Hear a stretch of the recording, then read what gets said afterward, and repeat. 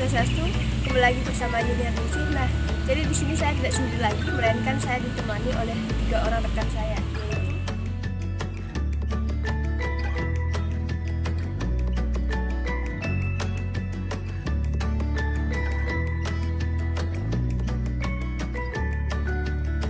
Ini merupakan salah satu pelajaran ilmu filsafat yang kuno atau yang berasal dari bahasa Yunani.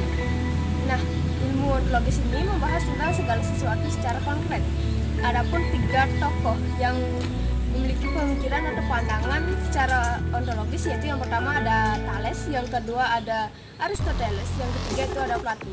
Nah, selain itu menurut bahasa, ontologis itu berasal dari 2 kata, yaitu on atau ontos yang artinya ada, kemudian logos yang artinya ilmu. Nah, jadi dapat disimpulkan bahwa ontologis merupakan suatu ilmu yang belajar tentang segala sesuatu yang ada. Kemudian menurut Deliang, ia menyatakan bahwa ontologi merupakan bagian dari filsafat dasar yang mengungkap tentang eksistensi pembahasannya melalui hakikat yang ada dalam sesuatu yang ada di sini. Kemudian dari beberapa pernyataan di atas atau pendapat para ahli dapat disimpulkan bahwa ontologi merupakan suatu ilmu yang mempelajari tentang segala sesuatu yang ada.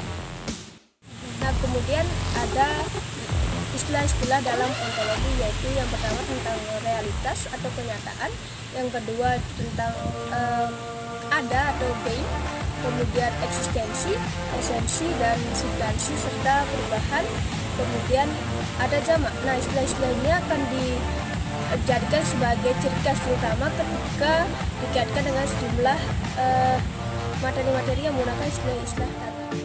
Dibagi menjadi 4. Yang pertama, ontologi adalah kajian tentang arti, ada dan berada. Yang kedua, ontologi adalah cabang filsafat yang mempelajari tata struktur realitas dalam arti seluas mungkin. Yang ketiga, ontologi adalah cabang filsafat yang mencoba menunjukkan hakikat terakhir yang ada, yang satu, yang absolut, yang abadi dan sempurna. Yang keempat, cabang filsafat yang mempelajari tentang status realitas, apakah nyata atau semu, apakah pikiran itu nyata, sebagiannya. Aliran-aliran ontologi ada 9. Yang pertama yaitu monoisme. Paham ini menganggap bahwa seluruh hakikat yang ada adalah satu dan tidak mungkin 2. Yang kedua, paham paralelisme atau dualisme. Paham ini merupakan kebalikan dari paham monoisme. Jika paham monoisme menganggap seluruh hakikat yang ada adalah satu, maka paham paralelisme atau dualisme menganggap bahwa seluruh hakikat yang ada itu adalah 2. Yang ketiga adalah paham pluralisme. Paham ini berpandangan bahwa segala macam bentuk yang ada adalah kenyataan. Pluralisme bertolak dengan keseluruhan dan mengakui bahwa segala macam bentuk yang ada merupakan nyata. Keempat adalah paham naturalisme. Paham ini menolak yang ada, yang supranatural, menolak yang mental, dan menolak universal platonik. Menurut William R. Davis, seorang penganut naturalisme, mengatakan bahwa naturalisme modern ketika berpendirian bahwa apa yang dinamakan dengan kenyataan pasti akan bersifat kealaman. Kelima adalah materialisme. Kaum materialisme pada zaman lampau memandang bahwa alam semesta itu tersusun dari zat-zat relik yang terdalam dan memandang alam semesta itu dapat dirangkai melalui hukum-hukum dinamika. Kemudian yang keenam yaitu idealisme.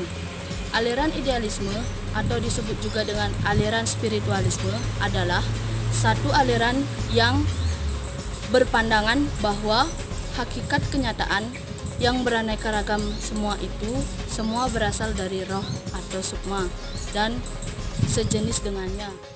Yang ketujuh yaitu agnostisisme. Agnostisisme adalah suatu pandangan filosofis tentang suatu nilai kebenaran yang berkaitan dengan teologi, metafisika, keberadaan Tuhan, dewa, dan yang lainnya yang tidak diketahui oleh akal pikiran manusia yang terbatas. Yang kedelapan yaitu Hilomorfisme. Hilomorfisme diketengahkan pertama kali oleh Aristoteles dalam bukunya yaitu De Anima. Dalam tafsiran-tafsiran para ahli selanjutnya dipahami sebagai upaya mencari. Yang kesembilan yaitu nihilisme. Nihilisme adalah berasal dari bahasa Latin yaitu nihil dan nothing atau tidak ada, di mana sebuah doktrin yang tidak mengakui validitas alternatifnya yang positif.